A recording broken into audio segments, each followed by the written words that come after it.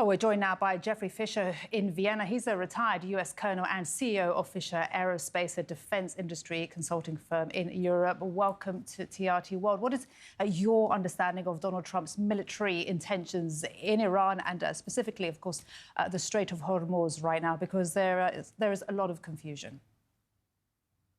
Yeah, I think you have a right to be confused. I think Donald Trump is holding his cards very close to his chest. I don't think that the U.S. administration's really wanted to share exactly what they want to do. I was on your show about a week and a half ago, and we talked about the Marines actually departing out of the United States and on their way into the Gulf. Now we have 50,000 U.S. Marines sitting somewhere in the neighborhood of Iran. If that is a bluff, it's a pretty serious bluff. But we're dealing with an administration right now with the leader in the United States who tends to move from one position to another position. So even if he doesn't intend to use forces right now, who's to say that tomorrow that he doesn't change his mind? So it's a very precarious situation.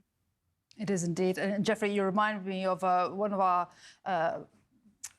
frequent guests who said when the US deploys such troops, they are used, that they won't just be left there. The reality then and the possibility of troops on the ground, how realistic is that right now? And do you think, as we just heard our correspondent there in Iran saying that Iran sees this as buying time, that they will be used also? Yeah, I think your previous guest that I remind you of is probably right.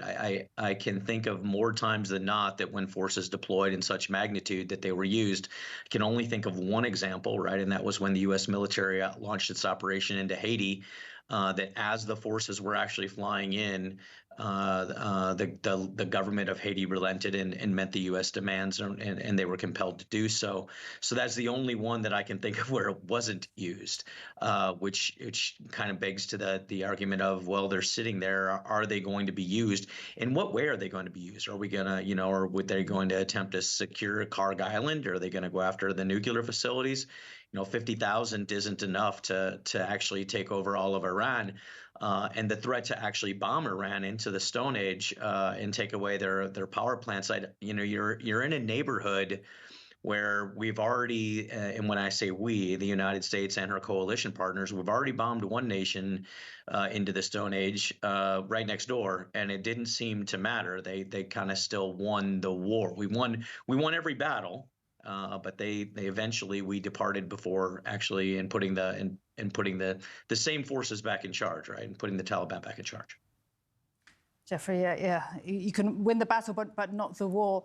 When we talk about Kharg Island, how would this be taken over, as Donald Trump says, taking over the little island, as he's called it a few times? How would they take it over tactically and strategically? What would that mean for the US? How does that move anything forward?